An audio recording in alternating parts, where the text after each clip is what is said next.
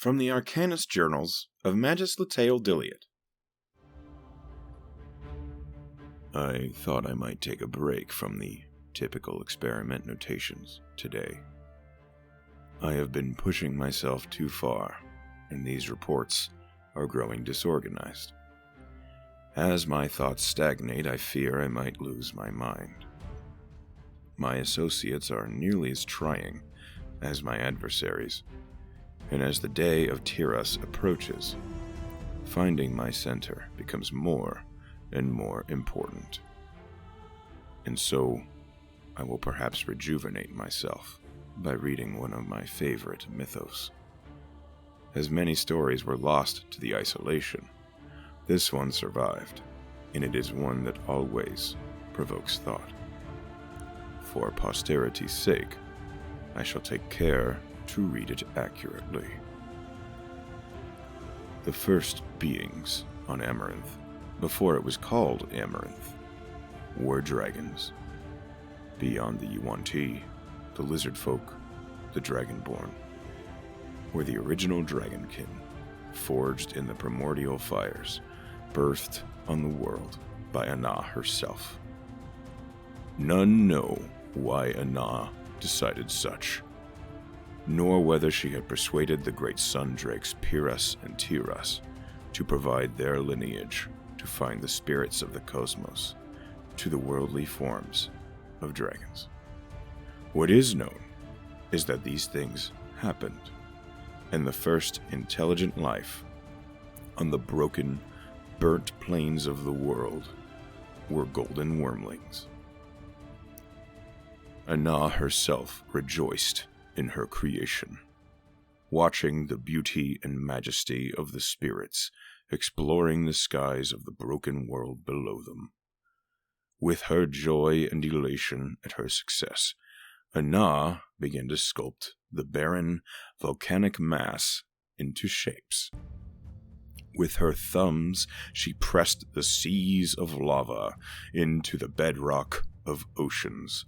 Her fingernails carved the peninsulas and buttes, and the world of Amaranthe, before it was Amaranthe, was molded to Anah's imagination. She named it Finanad, the world of rebirth. 1 billion fires across 1 billion miles roared and transformed the landscape to her will, as did her wormlings. The fires of Anah are fickle things, and as more spirits answered her call to form Finanad to her image, they formed to her emotions.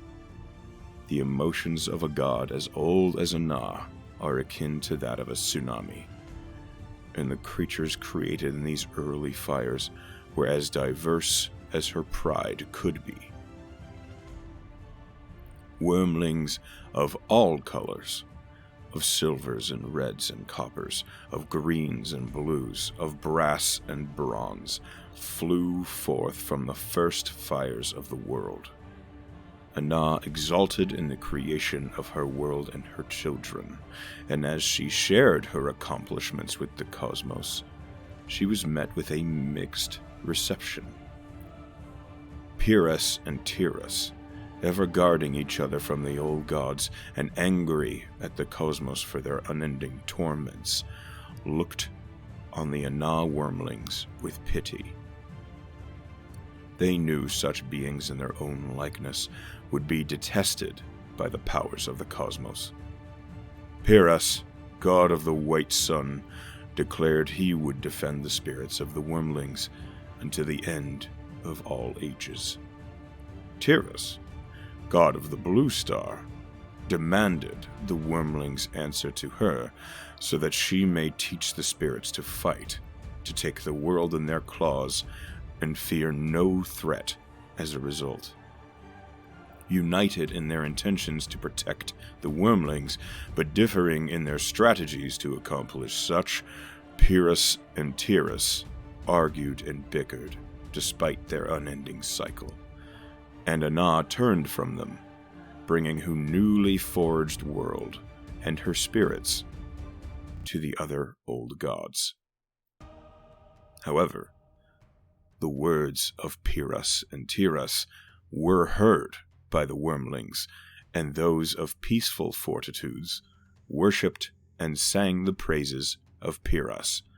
The metallic-colored wormlings spoke of the wisdom of the older god, of peace and defense, of reacting to problems instead of creating them.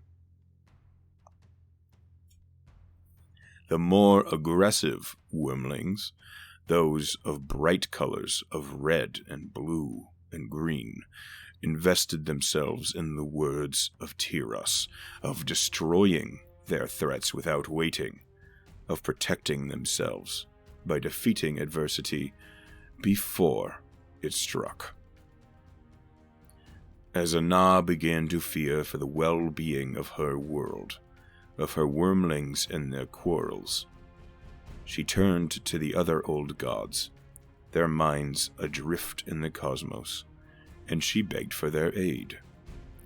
Her creation was malleable, the minds of her children delicate and fragile, and the words of a vengeful god against a patient one nearly tore them all apart.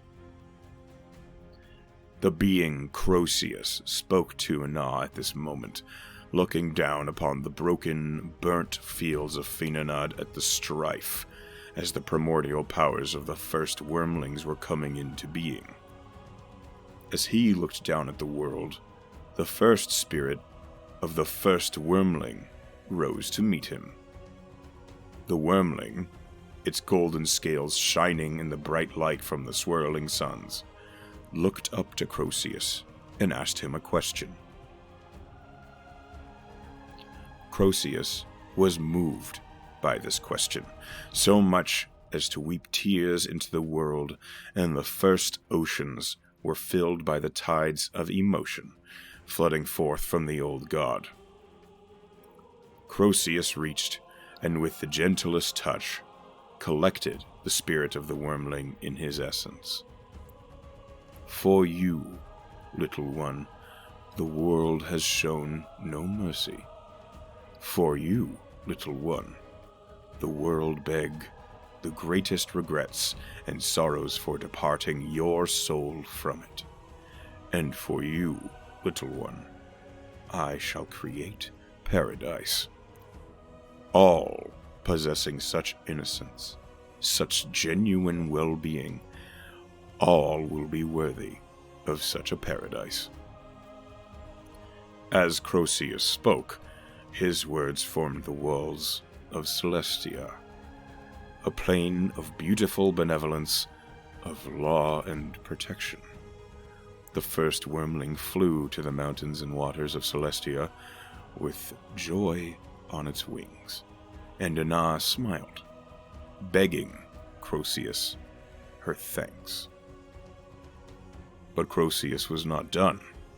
He gathered his hands around the world Anah made, and he spoke. The spirits of the cosmos require such deciding, as their spirits are freed from their worldly tethers, as they are killed or die. Bring them to me, and I shall decide their fate until the end of time.